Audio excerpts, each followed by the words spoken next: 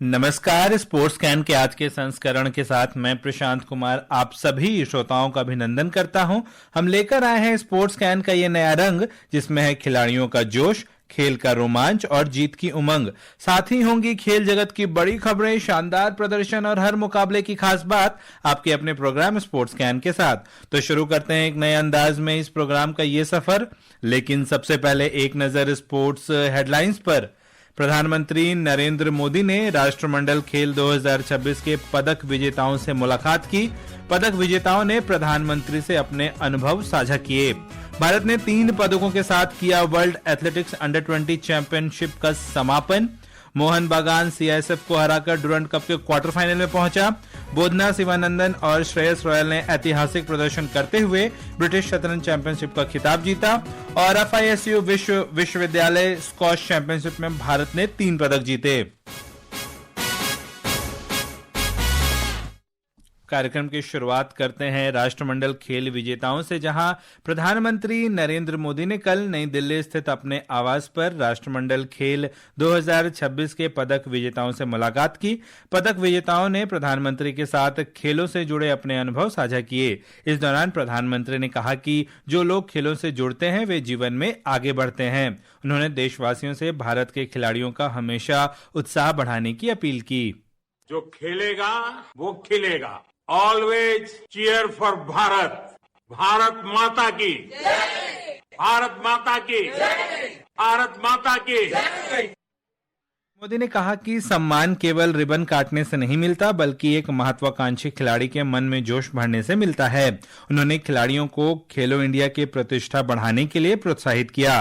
भारोत्तोलक सैखोम मीराबाई चानू से बात करते हुए प्रधानमंत्री ने कहा कि उनकी जीत आने वाली पीढ़ियों के लिए प्रेरणा का स्रोत है।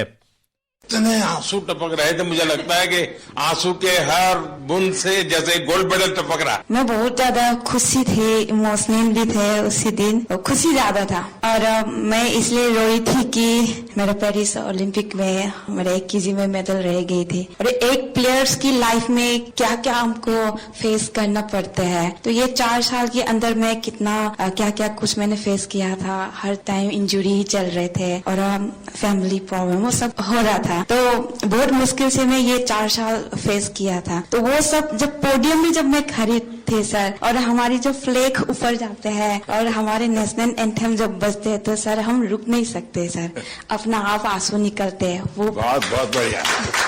आपके इस अचीवमेंट को सिर्फ आपका अचीवमेंट मानता हूं, ऐसा नहीं है। ये आपका विजय आने वाली पीढ़ियों के लिए बहुत बड़ी प्रेरणा बन जाता है।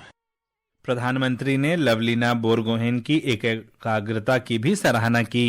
क्या हुआ, वो रेस्टोरेंट वाले से झगड़ा कर रही थी? सर उस दिन हम लोगों का तो इतना अच्छा परफॉर्मेंस था, लास्ट डे था, सब जीत के गए थे और पूरा इंडिया के लोग थे, तो थोड़ा सा मुझे बुरा लग रहा था। तो मैंने उनको अच्छे से बोला, रिक्वेस्ट किया था सर, फिर उन्होंने मान भी लिया। तो उन्होंने बोला कि हम चेंज भी करेंगे। अभी चेंज भी हो गया सर।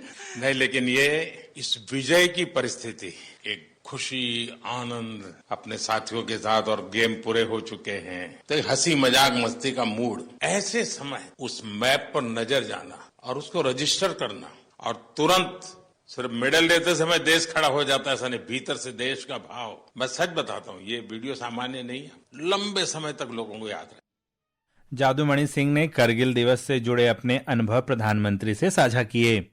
करगिल विजय दिवस पर किसकी विजय हुई थी? उस दिन करगिल डे था। वैसे जिस दिन मैंने पाकिस्तान के साथ फाइट किया था सर, वो उस दिन का था। इंडियन आर्मी से हूँ, तो मैंने उस दिन पहले से बहुत वो था कि सर पाकिस्तान को हराना है। मैंने वो पाकिस्तान को एक तरफा मैंने 5-0 से हराया। हमारा इंडियन आर्मी का करगिल हीरोज को मैंने डेडिकेट किया था सर। आपको ये याद रहना, और आप स्वयं फौज से हैं, तो मैं जरूर मानता हूँ कि देश के वीर जवानों को आपने जो भाव प्रकट किया ना कि मैं करगिल के विजेताओं को मेरा मेडल समर्पित कर, उसने उस विजय पर 4 चांद लगा दी। जिसको पराजित करना था उसी को किया। प्रधानमंत्री ने कहा कि देश के लिए लगातार जीत हासिल करने में भारतीय खिलाड़ियों के समर्पित प्रयास और निरंतर सफलताएं विद्यार्थियों को प्रेरित करती हैं। मुझे यहाँ लगभग 12-13 साल हो गए इसी मकान में। अगर मैंने रेगुलरली और हर बार किसी को रिसीव किया है, किसी को मैं मिला हूँ, तो खिलाड़ी है। पिछले 10-12 सालों के आप लोगों के पुरुषार्थ के कारण, भारत को लगातार विजय दिलाने के आपके प्रयासों के कारण और उत्तरोत्तर सफलता में नई ऊंचाइयां पार करने की परंपरा के कारण जो काम शायद हम स्कूलों में जाके कहें कि नहीं भाई खेलना चाहिए, ये करना चाहिए, वो काम स्कूलों में जाकर के हम कर सकते थे, उससे ज्यादा आपका मेडल उनको इंस्पायर करता है। प्रधानमंत्री ने देश को गौरवान्वित करने के लिए पदक विजेताओं को बधाई दी और उनके उज्जवल भविष्य की कामना भी की। और अब बात एथलेटिक्स पर। अमेरिका के यूजीन में वर्ल्ड एथलेटिक्स अंडर 20 चैंपियनशिप में भारत का अभियान 3 पदक के साथ समाप्त हुआ। नेशनल सीनियर रिकॉर्ड होल्डर पूजा सिंह महिलाओं की हाई जंप फाइनल में 7वें स्थान पर रही। सुनते हैं एक रिपोर्ट।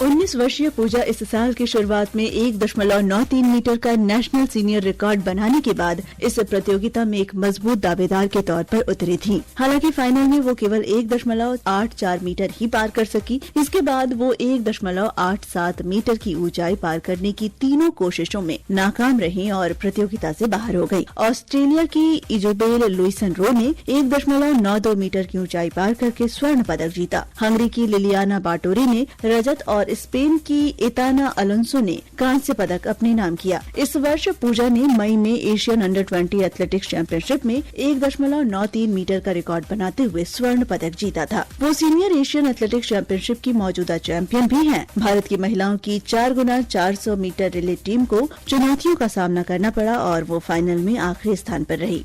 भारतीय टीम में भूमिका नेहते, तहुरा खातून, तनु चौधरी और थिया अरुमुगम शामिल थी। अमेरिका ने इस प्रतियोगिता में स्वर्ण, ऑस्ट्रेलिया ने रजत और ग्रेट ब्रिटेन ने कांस्य पदक जीता। भारत ने चैंपियनशिप का समापन 2 रजत और 1 कांस्य पदक के साथ किया, जो वर्ष 2021 और 2022 के संस्करणों में जीते गए कुल पदकों की संख्या के बराबर है। आशीष यादव ने पुरुषों की जेवलिन थ्रो स्पर्धा में सिल्वर मेडल जीतकर भारत को टूर्नामेंट का पहला पदक दिलाया था। वहीं बसंत कुमार मेघवाल ने पुरुषों की हाई जंप में 1 और सिल्वर मेडल जोड़ा, जबकि शहनवाज खान ने पुरुषों की लॉन्ग जंप में कांस्य पदक हासिल किया। Jaya Bharti, sports scan.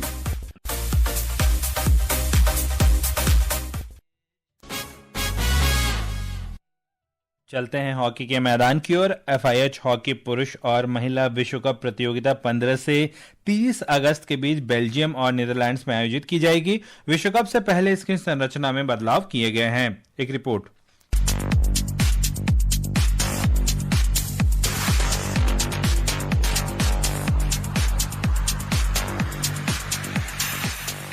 Hockey विश्व कप के पारंपरिक क्वार्टर फाइनल चरण को समाप्त कर दिया गया है। दोनों क्रॉसओवर पूलों से शीर्ष 2 टीमें सीधे सेमीफाइनल में पहुंचेंगी। नए प्रारूप के कारण टीमों के पास शुरुआत से ही गलतियों की गुंजाइश कम होगी, क्योंकि पहले पूल चरण के परिणाम अगले चरण में भी लागू हो सकते हैं। भारत की पुरुष टीम को पूल डी में इंग्लैंड, पाकिस्तान और वेल्स के साथ रखा गया है, जबकि भारतीय महिला टीम पूल डी में चीन, इंग्लैंड और दक्षिण अफ्रीका का सामना करेगी। टूर्नामेंट की शुरुआत में प्रत्येक प्रतियोगिता की 16 टीमों को 4-4 टीमों के 4 पूलों में बांटा जाएगा। 15 से 20 अगस्त तक प्रत्येक टीम अपने पूल की अन्य टीमों के खिलाफ 3 मैच खेलेंगी और अंतिम रैंकिंग के आधार पर अगले चरण की टीमों का निर्धारण होगा। पूल ए और डी की शीर्ष 2 टीमें पूल ई में प्रवेश करेंगी, जबकि पूल बी और सी की शीर्ष 2 टीमें पूल एफ में खेलेंगी। पूल ई और पूल एफ से शीर्ष 2 टीम सीधे अंतिम 4 में पहुंचेंगी। प्रतियोगिता के महिला वर्ग का समापन 29 अगस्त को, वहीं पुरुष वर्ग का अंतिम मुकाबला 30 अगस्त को खेला जाएगा। Arjun Sharma, sports scan.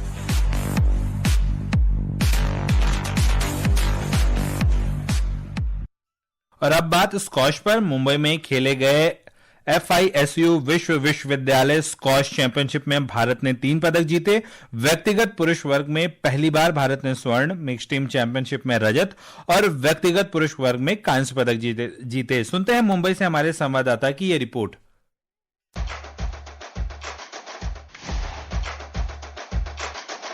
India secured 3 medals at the 2026 FISU World University Championship squash, with Suraj Kumar Chand winning the men's singles gold, India earning silver in the mixed team event, and Om Semwal sharing the men's singles bronze. India's Suraj Kumar Chand, a student of Somaiya Vidyavihar University, won the men's singles gold medal after defeating Hungary's Benedek in a thrilling 5-game final. Suraj thus became the first Indian ever to win the men's singles title at the FISU World University Championship squash in 16 years. Suraj is also part of the Indian squash squad for the upcoming Asian Games. India's Om Semwal and Francis Joshua shared the men's singles bronze medals after reaching the semi-finals, adding another podium finish to the men's singles event. India followed its strong showing in the singles events with a place in the team event final after overcoming Spain 3-1 in the semi-final. The final against Hong Kong, China was closely contested, with both teams winning 2 rounds each. With the score tied at 2-2, the team event title was decided by game difference. Hong Kong, China finished with 8 games won to India's 6, securing the gold medal while pipping India to the silver medal position. For SportsCan, this is S. Kishore from Mumbai.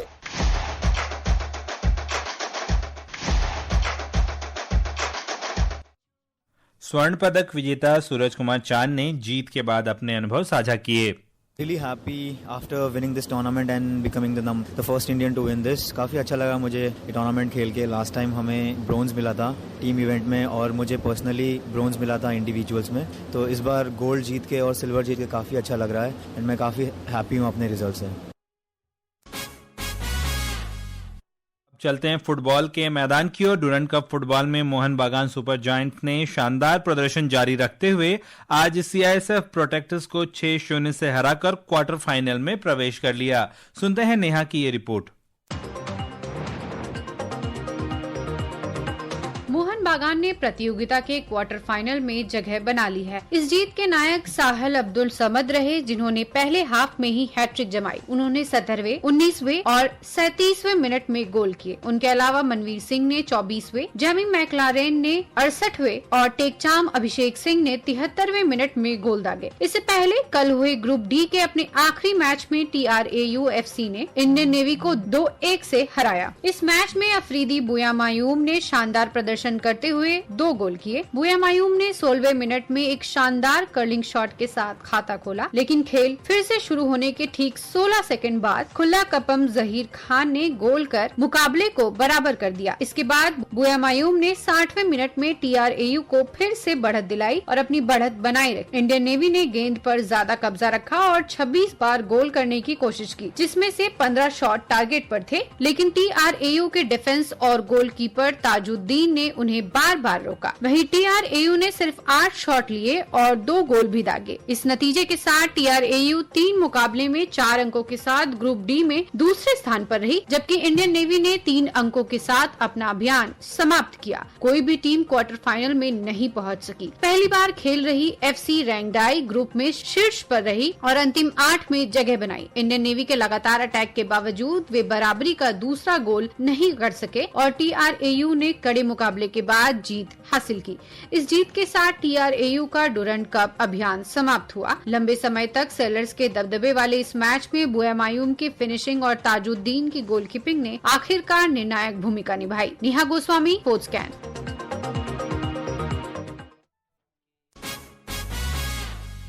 बात शतरंज पर। भारतीय मूल के 2 खिलाड़ियों ने British शतरंज championship 2026 में इतिहास रच दिया है।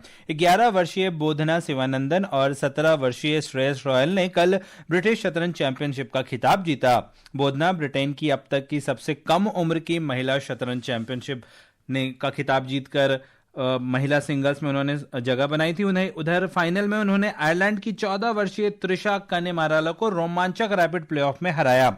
वहीं दक्षिण पूर्व लंदन के श्रेयस रॉयल ने 9 दौर के बाद सबसे ज्यादा अंक हासिल कर ओपन ब्रिटिश खिताब अपने नाम किया।